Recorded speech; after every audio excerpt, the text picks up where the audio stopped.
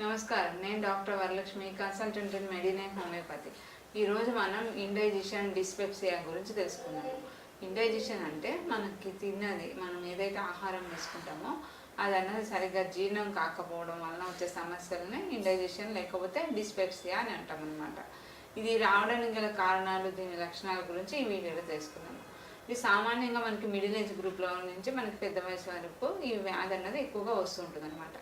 ఇది రావడానికి గల కారణాల గురించి తెలుసుకున్నట్టయితే ముఖ్యంగా మనకి మన లైఫ్ స్టైల్ అన్నది మార్పుల వలన, అంటే మన జీవన శైలిలో మార్పుల వలన, ఆహారం అన్నది టైంకి తీసుకుపోకపోవడం వల్ల కానీ, లేకపోతే మనం తీసుకున్నప్పుడు క్వాంటిటీ అన్నది అతిగా అన్నది తీసుకుంటాం వల్ల కానీ, లేకపోతే ఎక్కువ ఫ్యాటీ ఫుడ్ అన్నది తీసుకుంటాం వల్ల, లేకపోతే కెఫెన్కి సంబంధించిన పదార్థాలు ఎక్కువ తీసుకుంటాం, స్మోకింగ్ కానీ, ఆల్కహాల్ కానీ, లేకపోతే ఏదైనా మానసిక ఒత్తిడి అన్నది ఎక్కువగా ఉన్న వాళ్ళలో కానీ, అంటే కొన్ని రకాల యాంటీబయాటిక్ ఎక్కువ యూజ్ చేసే వాళ్ళలో కానీ, లేకపోతే పెయిన్ కిల్లర్స్ యూజ్ చేసే వాళ్ళలో ఈ లక్షణాలు అనేవి కనిపిస్తూ ఉంటాయి అన్నమాట. దీంతోపాటు ఇది రావడానికి ఇంకా కొన్ని కారణాల గురించి తెలుసుకున్నట్టయితే మనకి సామాన్యంగా స్టమక్ డిస్టర్బెన్సెస్, అంటే మనకి అజీర్తిలాగా, అంటే గ్యాస్ట్రైటిస్ కానీ, లేకపోతే స్టమక్ అల్సర్స్ వల్ల కానీ, లేకపోతే మనకి సీలియాక్ డిసీజెస్ వల్ల కానీ, ప్యాంక్రియాటిక్ ఇన్ఫెక్షన్స్ ఉన్నా కానీ, లేకపోతే కొంతవరకు స్టమక్ క్యాన్సర్స్లో కానీ, లేకపోతే మనకి కొంతవరకు ఇంకా మనం చూసుకున్నట్టయితే మనకి ఇంటెస్టైన్స్, అంటే మనకి చిన్న పేగులు అనేవి ఉంటాయి కదా, పేగుల్లో మనకి అది బ్లాకేజ్ వల్ల కానీ, లేకపోతే అక్కడ రక్త సరఫరా అనేది సరిగ్గా లేకపోవడం వల్ల కానీ కూడా ఇలాగ అజీర్తి సమస్యలు అనేవి వస్తుంటాయి అన్నమాట.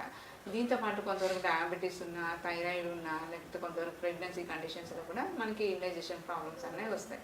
దీని యొక్క లక్షణాల గురించి తెలుసుకున్నట్టయితే మనం సామాన్యంగా ఆకలి అన్నది వేయకపోవడం, అంటే ఫుడ్ అన్నది చూసినప్పుడు మనకి తినడానికి అన్నది మనస్కరించకపోవడం వల్ల కానీ, లేకపోతే కొంచెం తింటే మనకి కొంచెం ఎక్కువగా ఫుల్ అయిపోయినట్టు ఉండడం కానీ, ఏజీ సెటైటీ అని అంటాం అనమాట. అలా కడుపు ఉబ్బరంగా అలాగా అనిపించడం కానీ, కడుపు అన్నది పై పొట్ట, అంటే మన బొడ్డు నుంచి పై భాగంలో, ఛాతీ నుంచి కింద భాగంలో ఉన్నదాన్ని అప్పర్ అబ్డామిన్ అంటాం అనమాట.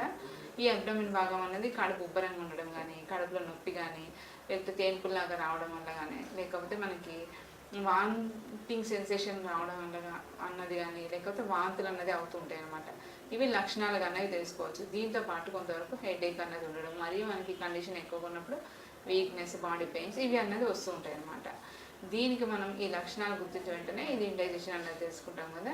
దీనికి సామాన్యంగా మన లైఫ్ స్టైల్లో మార్పులు అనేది చేసుకోవాలంటే మనం టైంకి అన్నది ఫుడ్ అనేది తీసుకుంటూ, కొంతవరకు తేలిగ్గా జీర్ణమయ్యే ఆహార పదార్థాలు తీసుకుంటూ, వాటర్ ఎక్కువ తీసుకుంటూ, ఇలా కొంతవరకు లైఫ్ స్టైల్లో చేంజెస్ అనేవి తీసుకోవాలి. అలా తీసుకున్నా కూడా మనకి ఈ కండిషన్స్ అనేవి మారకపోతుంటే, అంటే మళ్ళీ ఇండైజెషన్ కండిషన్స్ రిపీటెడ్గా రావడము, మనకి స్టమక్ డిస్టర్బెన్సెస్ వస్తున్నట్టయితే మనం అప్పుడు ట్రీట్మెంట్ గురించి ఆలోచించాల్సి ఉంటుంది అనమాట.